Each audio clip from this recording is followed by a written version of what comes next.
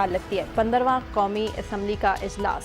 اور باقی دیگر شہروں میں بھی پنجاب کے علاوہ KPK کی بات کی جائے، بلوچستان کی بات کی جائے، سندھ کی بھی، سندھ اسمبلی میں بھی حلف برداری تھی، 40% نئے اراکین ہیں، لیکن مسائل وہی پرانے ہیں۔ کس طرح سے حل کر پائے گی؟ اب سوال ایک بار پھر سے دہرا دیتی ہوں کہ یہ اسمبلی پاکستان کو ان مسائل سے نکال کر عام آدمی کے مسائل کو سمجھ پائے گی، حل کر پائے گی ان کے مسائل؟ پہلی بات تو یہ ہے کہ بہت ہی اچھا شگون یہ ہے کہ آج جو پارلیمنٹ کا اجلاس ہوا جس میں حلف وفاداری کی تقریب بھی ہوئی،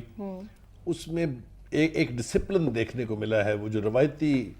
ہلہ گلہ ہوتا تھا یا جو توقع کی جا رہی تھی کہ یہاں پر بہت ہی اگلی سینز ہوں گے،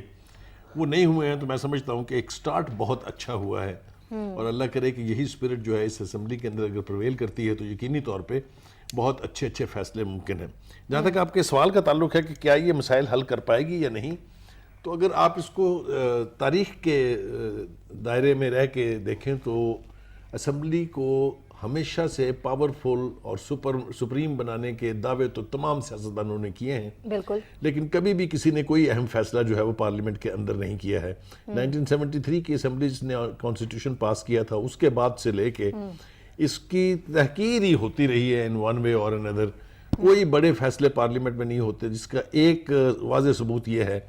کہ درجنوں کے قریب ریزولوشنز پاس کی گئی ہیں اس کے اوپر، چاہے وہ بلوچستان کے مسنگ پرسن کا حوالہ تھا، چاہے وہ افغانستان سے تعلقات کی بات تھی، چاہے امریکہ کی بیٹریل کی بات تھی، جتنے بھی مسائل تھے اس کے اوپر ریزولوشنز پاس ہوئیں، لیکن وہ کاغذ کے ردی کے ٹکڑے سے زیادہ ان کی اہمیت کبھی نہیں ہوئی۔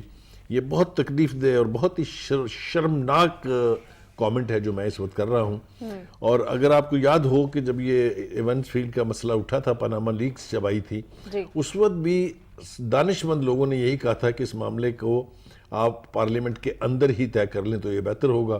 لیکن چونکہ خود نواز شریف صاحب نے بھی یہ اعلان کیا کہ وہ اسے سپریم کورٹ میں لے جائیں گے۔